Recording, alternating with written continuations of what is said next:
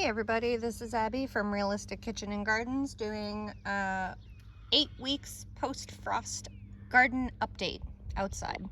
Starting with this herb bed. This basil is very thoroughly gone to seed. These are both Genovese. So there's like no leaves left. I'm just going to let these go to seed and I can just get a bunch of seed from them. This is the cilantro, the very first cilantro that I actually started in pots. And you can see all the seeds on them are starting to turn brown. Once those turn brown, I'm going to pick them off and just throw them in the bed right here and they will start to reseed themselves. Parsley's doing well. Dill is right about at the same stage as the cilantro, turning brown. There's a couple little bug nests in here that are pulling them together, but that's all right. Dill also reseeds very easily. What else? I have this this is a Japanese beetle trap. It works decently as long as they get in it. Winter savory spreading out, horehound spreading out, continuing to spread out. Chocolate mint is ready to be harvested for extract, which I keep needing to do. This is allegedly an English chamomile, but it's a lot taller than I expected, so I expect some labeling error. But this is a little bit past what you would do for harvesting for tea, but it smells just like pineapple. I finally found in my research that people do comment about the fact that true chamomile is supposed to smell like pineapple when it's at this stage. It won't necessarily when it's like more towards this that still has the little petals. So I don't know. Spearmint, peppermint, or I've just mixed those two up, one or the other. Ginger mint is dying because that thing is so big. A bunch of lamb's quarters in here. This is all lamb's quarters. It's basically a volunteer that I don't want there, or most people call those weeds. They're edible, but I just never get around to it. Buckley lettuce, and then I also have two little baby butter crunch back here that are getting there. It's been so dry, they're not having a good time, like none of us, because water is important. Here is Florenza, the bigger of the two Florenza that flopped over. This little one seems like it's almost spent. I haven't really seen any new flower buds come up, although it's going to surprise me. Most of them are really small. I feel like I could probably fertilize this one again, but it's still in the ground. It's just doing whatever it wants. Oh, look at this little bee having a good time in the flower. And then here is my zucchini with, I can show you how many bees get in these blossoms. My stupid chive's still putting out more. But look at all these honeybees in here. It's crazy. They're not aggressive. They just get in there and then they get drunk and then they leave, stay there all day, and then the blossom will close up as it gets hotter during the day. And it just opens up the next day. Either they manage to crawl out during the day when they realize, or they die in there. This zucchini, when it was pollinated, I actually pulled open the blossom and 2 or 3 little honeybees were dead in there. So I don't know about that. I don't think they're parasitic, but like figs, you know how figs take bees inside them and they're an inverted flower and turn into fruit. Anyway, lemon balm. I found the other lemongrass and it came back up and told me where it was. So lemongrass, lemon balm, good King Henry. I finally mowed this down. I'm so over yarrow. Yarrow spreads itself too much and it's driving me nuts. So I think I may mow it down after it's finished flowering because so many insects, because so many insects love it. Calendula is still partying on, lovage, and the rest of this bed is empty. Say hi to the chickens. Say hi, Leo. You can stop screaming at us. Actually, my husband just finished hooking up this new chicken water, 5-gallon bucket, PVC pipe with an elbow, and then these little cup things are weighted, so when there's not enough water, they lighten and the cup fills, and then when the weight of it closes the little channel in it. It's neat.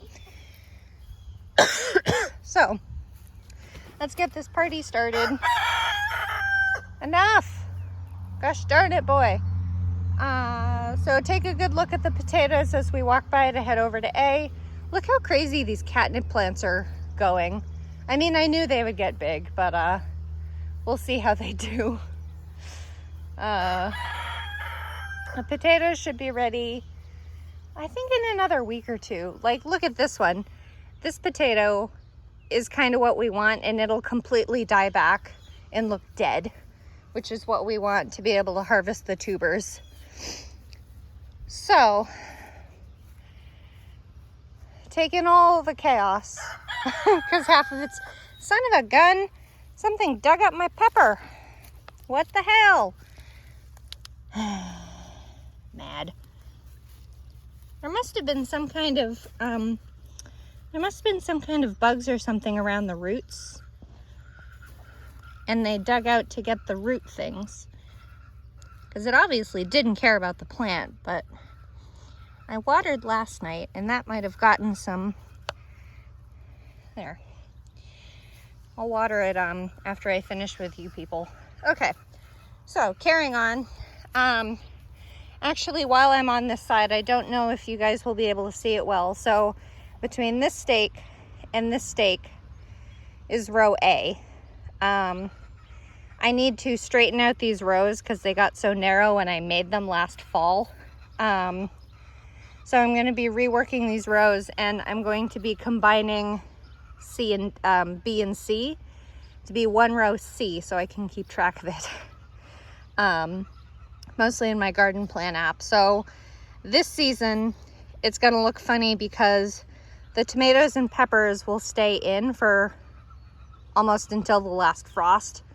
So on that side it'll make more sense because there'll be, the carrots are going to be in row A, and I forget what I've put in row C, but it'll be on this side of the trellis.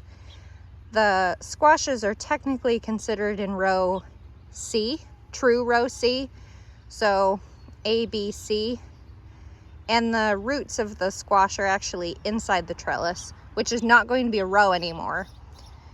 It's a whole big thing. I'll have to make a video about it to explain it a bit. It's going to be a bit of a doozy. So let's look at these onions. These are Red Bull that I started from seed in January. It's now July 15th. So these are starting to lean. I recently weeded them too, so they'll look a little frumpy. Ooh, this is an excellent example. This is what you want to look for when your onions are ready. So this neck, the onion is sitting up straight, but the neck has softened to the point of letting it flop. So this with soft neck garlic is called lodging, I think. Lodging? I'm gonna have to look up that term. I don't know what it's called in onions, but this is what it means when the onions are ready to harvest. So when you get at least, I think it's something like 2/3 of these doing that, they're ready to pull and start drying. That's really exciting. I hadn't seen that, and I was here yesterday. So this point on, where's that stake? This point on is all the shallots. And I'm actually really pleased with how the shallots came out. There's a couple little teenies like that, but most of them are really good size, and I'm really impressed. So these are actually truly a shallot mixed with an onion. It's a hybrid so that it's a bigger bulb, but it is supposed to have the flavor of a shallot. And it's supposed to be, you know, a single, kind of like an onion, it's supposed to be a single, I guess, bulb inside, rather than have two mushed together and have a wall, and then that wall will have space to grow mold and stuff.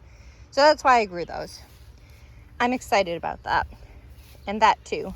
That's really fun. I'm glad I found that on video for y'all. Okay, row B. We're gonna go down the back in that. Yeah, I'll go down the back for you. Zermatt leeks are doing excellently. So I did an experiment. I don't even know what month I set it up.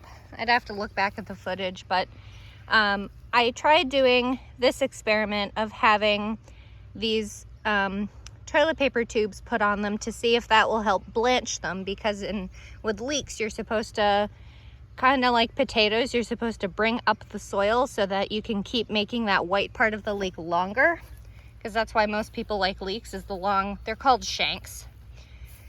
So some of these are really big and some of them are really not. This is not a leek. This is actually garlic chives, but it doesn't taste like anything to me. So I'll see if I'll tear these out. Here's another one. This is my biggest leek that I showed you last week. It's still rocking on, doing whatever the hell it wants. Great big Thai basil. This is the Matt's Wild Cherry, and there's that lovely bunch. I kind of wanted to see if the whole bunch will ripen at the same time. This is the better view for you guys anyway, to see all the fruit on here. This is the first of the giant Roma, and they're certainly big fruit. Neighbor's car alarm going off. They have young kids. The child probably hit the alarm. Giant Roma number 2. Actually, this one, which is kind of the last one, depending which way you're walking at the time. This one, I unfortunately accidentally snapped off the leader, the true leader like this, which is where it produces more of the plant and continues to vine. I accidentally snapped that off this plant. So it sent out, I think it might have sent out a replacement, or it's a sucker. So the difference between suckers and true leader, ooh, it is a leader, it is a replacement, because you can see the little tiny, little tiny baby blossoms. So good, that's continuing on. I didn't kill it. I have to laugh at this red nasturtium. I've been loving this red nasturtium, but it's next to a tomato plant, so I keep thinking the red is a ripe tomato. So I just confuse myself all the time. This is the last giant Roma. There are a couple. This is the Brandywine, and boy, does it have some nice fruits on it. There's actually 2 more down here. Those were the original. I think the top one is the one that got bit by the chipmunk and still has its battle wounds, but I'm really impressed with this plant. And then these are my San Marzanos, and I've been liking the fruits that have come. This one is going crazy. This is the last one of the 3. But these plants are so crazy. Like, they're very, very compact, and they keep putting off growth off of their leaves.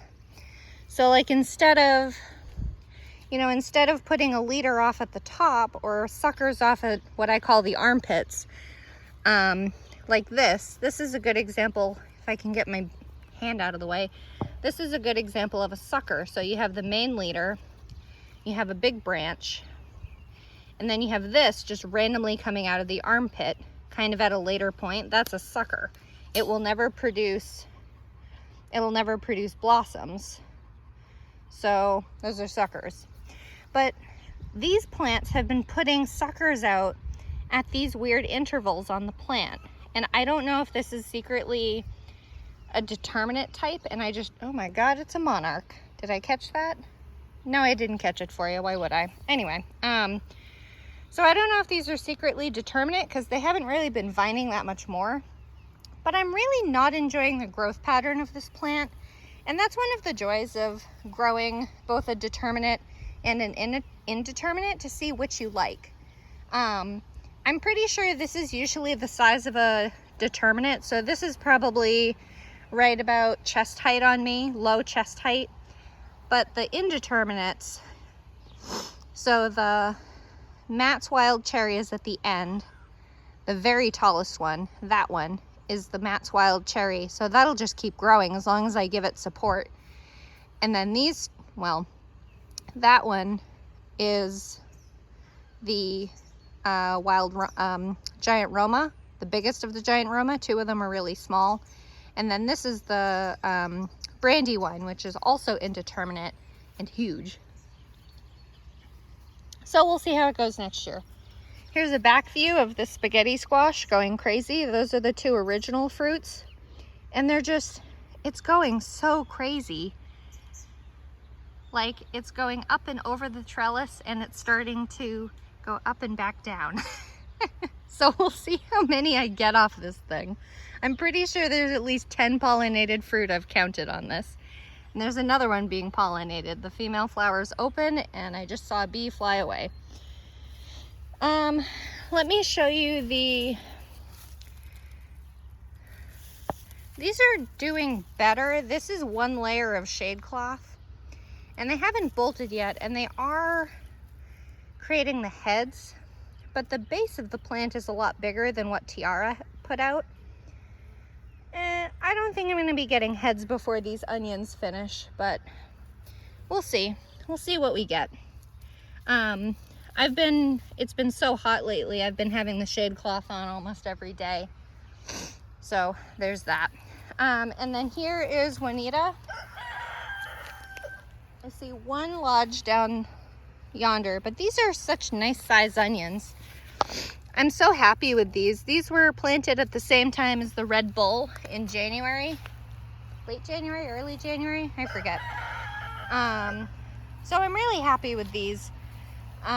Really carefree plants. I will say that both for this and Red Bull, I will not be growing onions in a perfectly straight line again like this, because this is a good one.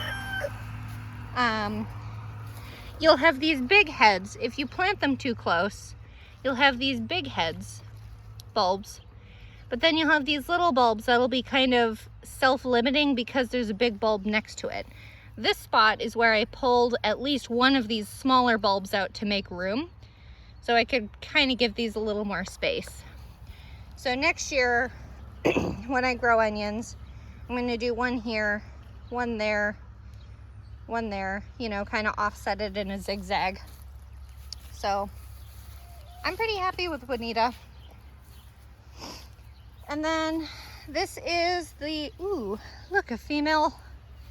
This is the Waltham butternut squash, which I guess is going to be just as vigorous. Leo, enough. I guess this is going to be just as vigorous as spaghetti, but this has taken a lot longer to catch up. So the leaves are nice and big finally. They used to be really small, but it's finally caught up. This was this is the plant on the end. So this probably got a decent amount of cold damage back on May 18th with that last awful frost. So we're getting there. Looking at the plant, you can actually see a good number of female blossoms. So this one is a female blossom, but it's not open yet. There's another one right next to it, and there's another really little one. So this is what they look like on the plant as the plant grows, but it's not anywhere near wanting to be pollinated. I mean, they get big and they get fat, and the blossom gets bigger. This will probably open in a day or two, so it's doing pretty good. Let me see if I can, here it is. So this is Kai Kai, the back of Kai Kai pumpkin, hulless pumpkin. And here's one of nasturtiums. And here's one of the fruit. So I'm pretty happy. This plant took a long time to take off too. And maybe it's another one of those, they like really severe heat compared to like spaghetti being just super patient. Look at that blossom, so full of bees. I actually need to put my gloves on because there's a leader.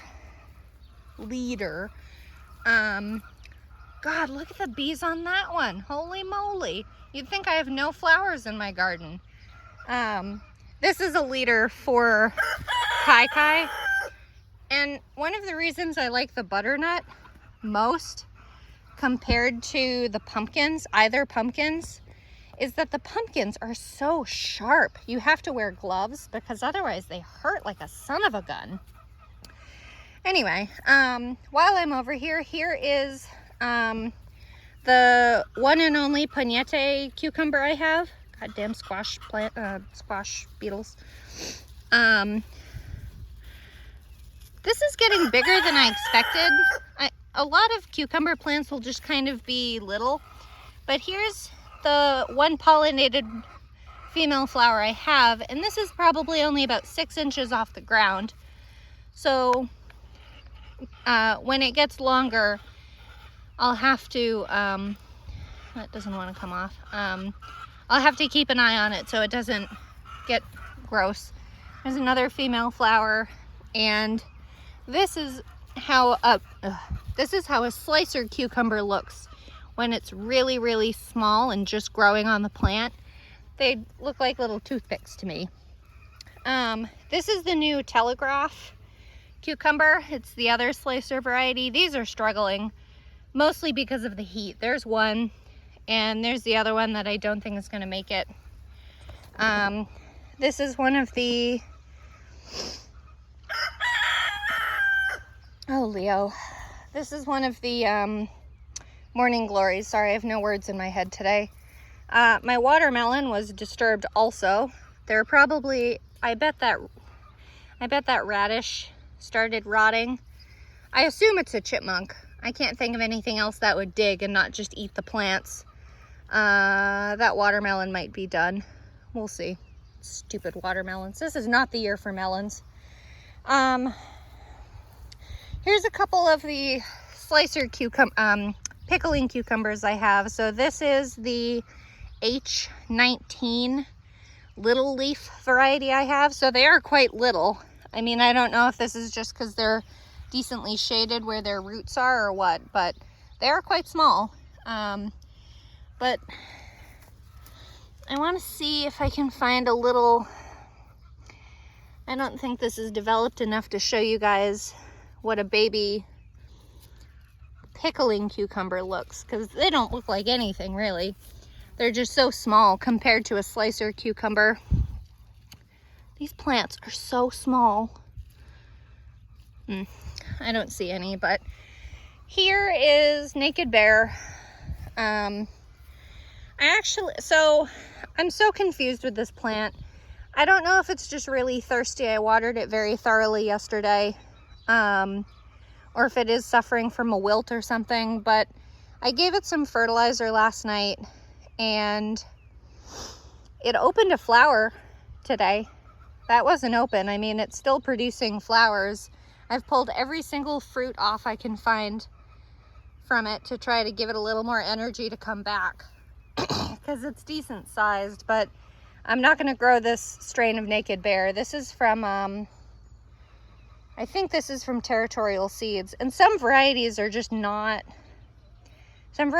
aren't hardy to certain diseases, and it's one of those things that I wish seed companies listed on their website more prominently, because if it's really prone to powdery mildew, or if it's really prone to, you know, the bacterial wilt from cucumber beetles, it should say it, because people, I mean, there are so many areas that are so prominent with it. Anyway, here's the other side of the spaghetti squash from the front side, the house side. Look at that high up little baby female flower squash. That'll be fun. Okay, let me show you my green beans while I'm over here. This is row D. This is the plant I harvested from last night, and I want to see if I can get a good view of it for you. You know how people complain about hating picking green beans? It's because they purposely grow bush beans, and bush beans are awful to harvest from. Here are all the petunias too. Only that one's open.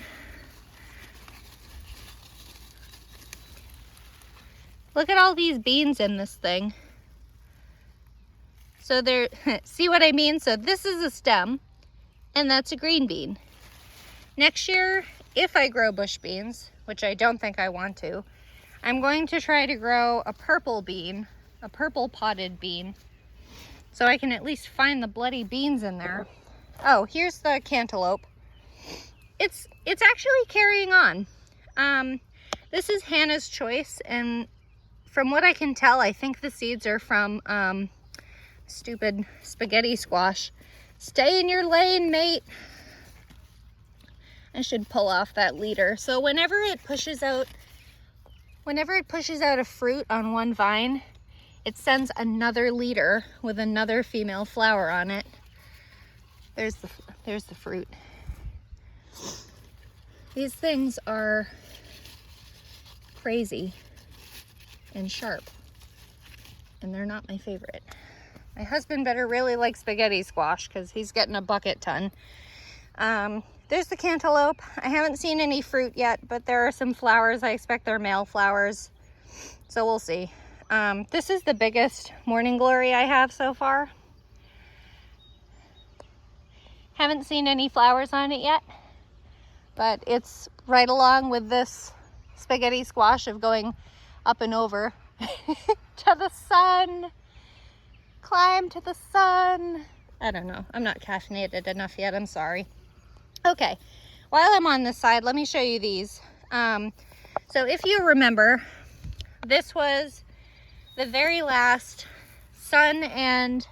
orange sun and Vesuvius pepper. There's another hole dug by something. I'm not mad, I didn't dig this up yet. It was like dead in the ground. I decided, just for sake of what the hell, I decided to fertilize it with pure potassium, which is bone meal. I just sprinkled it on top and watered it in, and it came back. Same thing with this one. This one was in the same boat. Please ignore this giant narrow leaf plantain. This is another one that was on death's door, and another one that's been dug up by that stupid chipmunk. And I fertilized it with potassium and it came back. Here's one of the ones, the orange sun and Vesuvius sweet bell pepper that has been going along from the start. This has not had problems. And these basil are having a grand old time getting eaten alive by stupid Japanese beetles. So you can tell the size difference. They're definitely dwarfed. The soil either isn't good enough, or it's compacted enough, or just, you know, not good enough. But like, look at all the blossoms in here. I haven't really looked at these plants. Look at all the blossoms and fruit starting in here. Ooh, look how big that blossom is. Nicely done. So, here's one of the big marigolds, the crackerjack. These start low like French, and then they get longer or bigger, taller as they get older. Here's another of the original not struggling orange sun and Vesuvius. There's another fruit. Good stuff. I'm excited. Here's that original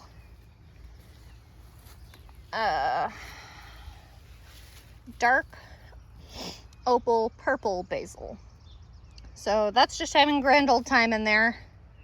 I see from this year that my spacing is not what I expected, and that is one nasturtium plant. That's the red nasturtium, and I should have showed you when I was back at the squashes, but I didn't go in the tunnel because it's a little tight quarters. But nasturtiums, excuse me, even though these nasturtiums are dwarf jewel, these are still sending out really long vining leaders to help spread the plant along, and they're stupidly large. They're pretty airy though, because it's only, like you can see in the center of that one, it's pretty airy, so I guess it's not bothering the tomatoes too much. But anyway, okay, one last thing and I'll let you people leave. So this is my, not that you can see it very well, it's covered in chaos. So these are my celeriac, and they're really starting to look like celery root. Excuse me, green bean. God, I hate these plants. So it's, where am I? Where am I? There I am. That's the root part, and as these, that's a good one to show you for my angle. So as this will eventually start drooping, and you pull that off and it exposes more of the root, and it will start growing up above the soil level, from my understanding. But these pieces of leaf are getting so big that I'm actually starting like this. This is a good one. This is flopped over. This is called a horizontal stem. You just pull it off and it exposes a little bit more each time of the bulb. And this you can use as chopped celery, and I'm going to use it in soup because it's not that woody. It's pretty, well, this one got nibbled on by something, but it's fine. And here are the candy onions I planted pretty late, all things considered. They're decent size. I mean, my onions are bigger, but for getting them really late and just sticking them in the ground, they're doing pretty good. So there's my chaos. I really need to plant my parsnips, and I really need to plant my onions, or carrots, sorry. I really need to plant my parsnips and carrots because it's time, because they take ages. They're gonna go in row A, down here, down yonder. And once these onions come out, I think cabbages are going here, and where all the potatoes are on this side here for this is the Rocky Mountain russet. So where these are is going to be one batch of Brussels sprouts. You get 8 Brussels sprouts for this 16-foot area. 14 feet? 16, I think it's 16 feet per variety. So point A to that stick is 16 feet, which is approximately 14 potato plants, but it's only 8 Brussels sprouts. So Brussels sprouts need a lot of room to open up. So one variety of Brussels sprouts. And then from here to that catnip, the stake is really short. There it is. I can see the stake finally. I don't know if you can, but this is going to be the other variety of Brussels sprouts. So I'm mostly putting the Brussels sprouts down this way because they're tall and they'll cast shade, and it's early morning now, so the sun is being cast this way, but that's obviously almost due east. The sun sets, so once it gets to, you know, noon and then on to the afternoon, all the sun comes from that direction. So the carrots will get first sun in that corner and they won't be shaded. So I'm actually, and while I'm over here just to show you, so I'm also putting in 3 more rows for this fall. So this row is going to be empty. The cardboard is there to try to kill the grass so that I can put in a cover crop a little easier this fall. And then when spring comes, I can just till it up, have a bunch of new nutrients to put in, and it should be a little easier. We'll see. Man plans and God laughs is the old saying, isn't it? So that's a row. The grass is going to be a path, and then that's a row, path, and then I need to put 1 more row of cardboard down to make the last row. So this row is going to be the potatoes in the spring, and then this row closest to us is going to be my garlic this fall. So this entire row they're all 50 feet long and they're all 2 feet wide. And this entire row is going to be 200 garlics. So we're gonna have a lot of garlic. My goal is that I grow a variety I like and I have enough seed from it, enough garlic produced from it, from the heads of it, to be able to use it as my seed garlic the following fall. That's my goal, and that's what I want to do long term, not just here, just long term, is I want to not have to buy garlic at all, period, to eat or to grow. So that's why I'm doing 200. So that's what I got. I'm sorry these are getting longer and longer, but as the garden gets more and more involved, it's just so much more to show you. So I hope you liked it. If you like this kind of stuff, please like, comment, and subscribe for more.